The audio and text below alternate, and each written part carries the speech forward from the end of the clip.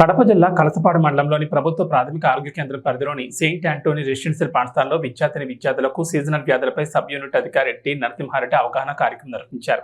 ఈ సందర్భంగా విద్యార్థులను ఉద్దేశించి ఆయన మాట్లాడుతూ జాతీయ కీటకజనిత వ్యాధులు అంటే ముఖ్యంగా మలేరియా, ఫైలేరియా, డెంగ్యూ, చికెన్ గున్యా, మెదడువాపు జ్వరం తదితర జ్వరాలపై ఆయన వివరించారు. అదేవిధంగా డయేరియా, అంటువ్యాధులు, వ్యక్తిగత పరిశుభ్రత, పరిసరాల పరిశుభ్రత, దోమ లార్వా నియంత్రణ, మలేరియా, ఫైలేరియా, డెంగ్యూ, చికెన్ గున్యా, మెదడువాపు, పచ్చ జ్వరం మొదలగు జబ్బుల గురించి ప్రజలకు అవగాహన కల్పించారు. ప్రజలు దోమల పట్ల తగు జాగ్రత్తలు పాటించాలని, దోమకాటు నుంచి రక్షించుకోవడం కోసం దోమతెరలు వాడాలని, ఇంటి పరిసరాలు మరియు ఇంటి బయట డ్రైనేజీ కాలువలు పరిశుభ్రంగా పెట్టుకోవాలని, నీరు నిల్వ లేకుండా ఎప్పటికప్పుడు పారే విధంగా ఏర్పాటు చేసుకోవాలన్నారు.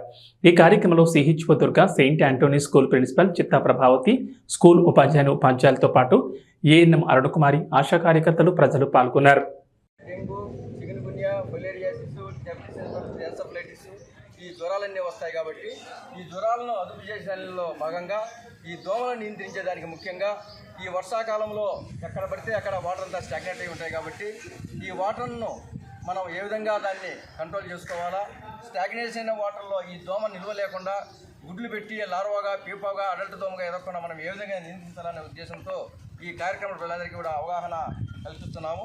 ఇందులో భాగంగా దాదాపు ఈ నెల 1వ తేదీ నుంచి ఈ 30వ తేదీ వరకు కూడా అన్ని గ్రామాల్లో, అన్ని మండలాల్లో కూడా ఈ కార్యక్రమాన్ని నిర్వహిస్తున్నాము. మరి అందరూ కూడా ఈ యొక్క మీకు తెలియజేయండి. ఎందుకంటే మీరు ముఖ్యంగా ఈ కన్స్ట్రక్షన్స్ ఏరియాలో ఎక్కువ వాటర్ అంతా పట్టి అక్కడే స్టాగ్నేట్ అయి ఉంటాయి.